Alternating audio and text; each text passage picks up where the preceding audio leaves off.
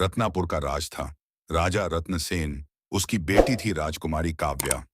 उम्र 19, किताबों की दीवानी। महल से बाहर नहीं निकली कभी। क्यों? क्योंकि राजा डरता था। ज्योतिष ने कहा था, 18 से 20 के बीच अगर काव्या महल से निकली तो कभी नहीं लौटेगी। काव्या खिड़की से दुनिया देखती, चिड़िया देखती, बादल देखती, सोचती उड़ पाती तो कितना अच्छा। 17वें जन्मदिन पर एक फकीर आया। बोला, राजा साहब तोहफा लाया हूं। एक कालीन, पुराना, फटा हुआ, पर उड़ता है। कहो तो उड़े। राजा हंसा, बेकार की चीज। पर बेटी जिद कर बैठी, पिताजी मुझे चाहिए। राजा ने रखवा दिया। काव्या के कमरे में। रात हुई 12 बजे। काव्या सो रही थी। कालीन हिला। आवाज आई, उठो राजकुमारी, दुनिया देखनी है।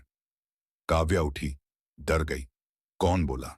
कालीन बोला, मैं, तेरा कालीन। तूने बचपन से उड़ना चाहा, आज उड़ा दूं। बैठ। काव्या बोली, पिताजी मना करेंगे। कालीन बोला, पिताजी को नींद आ गई, तू बस बैठ। 1 घंटा, वापस छोड़ दूंगा, किसी को पता नहीं चलेगा। काव्या बैठ गई। कालीन खिड़की से निकला। आसमान में तारे पास, बादल नीचे, काव्या की आंख में आंसू। इतनी सुंदर दुनिया। 1 घंटा हुआ। कालीन बोला, वापस चलें। तभी नीचे से आवाज आई, पकड़ो चोर। नीचे देखा, एक लड़का भाग रहा था, पीछे सिपाही।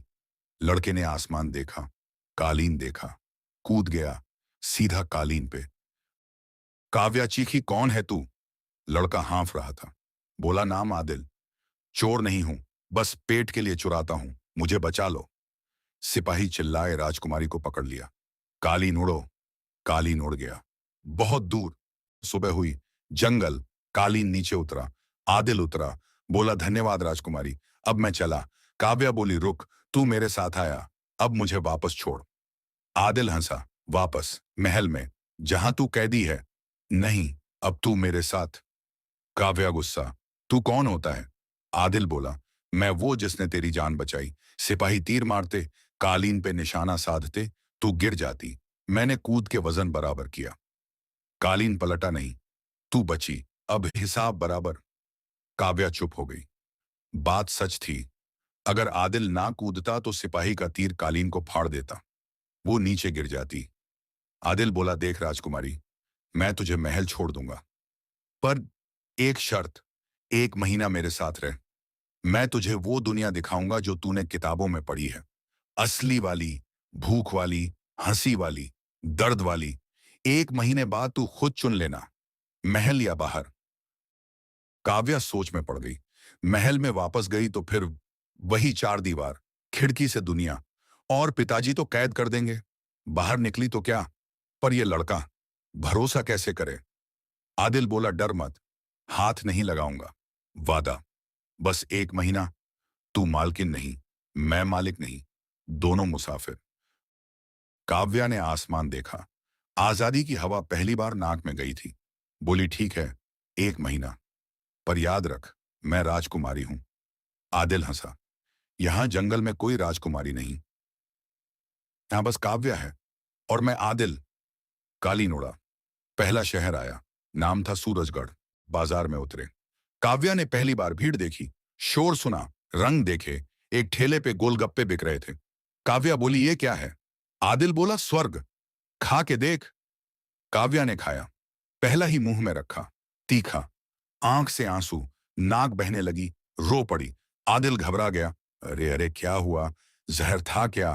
काव्या बोली, नहीं, अच्छा है रहा, पर जल गया। आदिल ने फटा रुमाल दिया। बोला, ले पोंछ ले, राजकुमारी के आंसू महंगे होते हैं। काव्या हंस दी, पहली बार खुल के। आगे चले। गांव आया। नाम फूलपुर। वहां शादी थी, बैंड बाजा, पर दुल्हन के चेहरे पे मातम।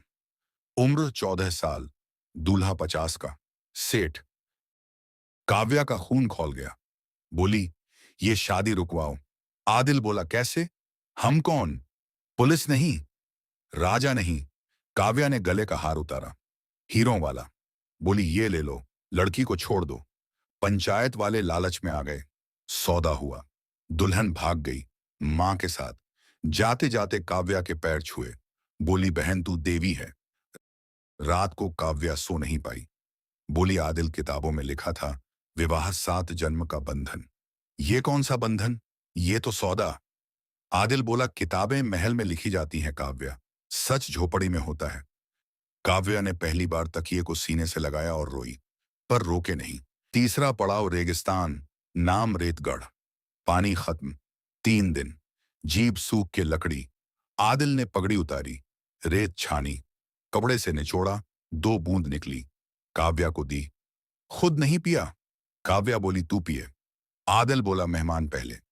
तू मेहमान। काव्या ने 1 बूंद पी, 1 बूंद लौटा दी, बोली मेहमान आधा छोड़ता है। आदिल ने वो बूंद माथे पे लगा ली, बोला प्रसाद। चौथे दिन बादल, बारिश, दोनों भीगे, नाचे। काव्या चिल्लाई मैं जिंदा हूं। आदिल बोला अब मानी, महल में जिंदा थी या अब? काव्या बोली अब। कालीन का शाप। 29वीं रात। कालीन बोला रुक जाओ, मैं कल नहीं उड़ूंगा। काव्या डर गई। क्यों?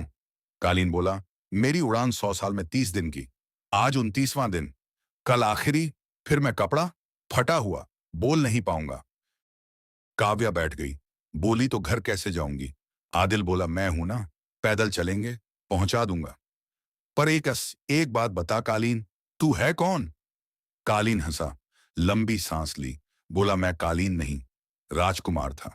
नाम वरुण, धारानगर का, घमंड था, फकीर को लात मारी, उसने शाप दिया, कहा जा कालीन बन जा। जब कोई लड़की तुझ पे बैठ के दुनिया देखे और फिर भी महल लौटना चाहे तब आजाद, पर अगर वो रुक जाए तेरे साथ तो तू हमेशा कालीन। काव्या सन, मतलब मैं वजह हूं। अगर मैं महल जाती हूं तो तू इंसान, अगर रुकती हूं तो तू कपड़ा। वरुण बोला हां, फैसला तेरा। सुबह तक, सारी रात काव्या जागी, आदिल जागा, दोनों चुप। सुबह हुई, काव्या बोली मैंने फैसला किया, मैं महल जाऊंगी। आदिल का मुंह उतर गया, पर कुछ बोला नहीं, सिर झुका लिया, बोला ठीक है, पहुंचा दूंगा। काव्या ने कालीन को देखा, बोली उड़, आखिरी बार, घर छोड़ दे। कालीन उड़ा। दोपहर तक रत्नापुर, पर नीचे आग, शोर, हमला। पड़ोसी राजा शमशेर ने चढ़ाई कर दी। वजह, बोला राजकुमारी भाग गई, मेरी बदनामी, अब राज्य मेरा। राजा रतन सेन बूढ़ा हार रहा था, कैद हो गया। काव्या उतरी, सीधा मैदान में, शमशेर के सामने। शमशेर हंसा, आ गई भागी हुई, चल शादी कर ले, बाप को छोड़ दूंगा। काव्या बोली शादी तुझसे, जिसने मेरे पिताजी पे हाथ उठाया, जिसने प्रजा जलाई। सुन शमशेर, मैं काव्या नहीं, मैं किरण हूं, और किरण झुकती नहीं। शमशेर तलवार निकाली, तभी आदिल आया, पीछे 20 गांव वाले, वही लोग जिनको काव्या ने बचाया था। हाथ में लाठी, आंख में आग। आदिल चिल्लाया ये हमारी मास्टरनी है, इसे हाथ लगाया तो गांव याद रखेगा। जंग शुरू। शमशेर की सेना, सामने गांव वाले। आदिल सबसे आगे, 10 को गिराया, 20 को गिराया, शमशेर से भिड़ा। शमशेर भारी पड़ा, तलवार आदिल के पेट में घुसेड़ दी। आदिल गिरा। काव्या दौड़ी। शमशेर हंसा, अब रो। तभी कालीन उड़ा, अपने आप, सीधा शमशेर के मुंह पे लिपटा। आंख बंद, हाथ से तलवार गिरी। काव्या ने उठाई, एक वार, शमशेर खत्म, जंग जीत गए। राजा आजाद। वैद्य आया, आदिल की सांस चल रही थी, बोला बचेगा, महीना लगेगा। 1 महीने बाद आदिल उठा, चलने लगा, बोला अब मैं जाऊंगा काव्या, मेरा काम खत्म, तू महल में, मैं राह में। काव्या ने हाथ पकड़ा, बोली कहां जाएगा? आदिल बोला जहां चोर जाते हैं। काव्या बोली तू चोर कब था? तू तो हीरो है, रुक जा। राजा रतन सेन बोला बेटी शादी कर ले, इससे महल तेरा, राज्य तेरा। काव्या हंसी, पिताजी महल में तो मैं 19 साल रही, सांस नहीं आई, अब सांस आई है, इसे कैद नहीं करूंगी। आदिल बोला तो? काव्या बोली तो हम गांव जाएंगे, वहीं स्कूल खोलेंगे, लड़कियां पढ़ाएंगे, ताकि कोई और काव्या खिड़की से ना देखे। दरवाजे से निकले। राजा रोया, पर मान गया, बोला दरवाजा खुला है बेटी, जब मन करे आ जाना। शादी हुई, गांव में, पंडित गांव का, बाराती स्कूल के बच्चे फेरे हुए। 7वें फेरे पे कालीन फिर उड़ा। 3 चक्कर लगाए, फिर वरुण बन गया इंसान। वरुण बोला, तुम दोनों ने शाप तोड़ा, बिना लालच, इसलिए मैं आजाद। अब मैं जाऊंगा फकीर बन के। जहां कोई लड़की कैद होगी वहां कालीन बन के जाऊंगा। 1 महीना दूंगा। और उड़ गया हवा में। आज रत्नापुर में महल है, पर रानी वहां नहीं रहती। वो गांव में रहती है, मास्टरनी बन के। राजा आदिल किसान बन के खेत जोतता है। शाम को दोनों स्कूल में पढ़ाते हैं। दीवार पे एक फटा कालीन टंगा है। बच्चे पूछते हैं, ये क्या है मैडम? काव्या बोलती है, ये मेरी पहली उड़ान है। कहते हैं, अमावस की रात को आज भी कोई लड़की अगर रोती है, खिड़की खोलती है तो हवा आती है। पूछती है, उड़ोगी? जो हाँ कहती है उसे कालीन मिलता है। 1 महीना दुनिया दिखाता है, फिर छोड़ देता है, फैसला उसका।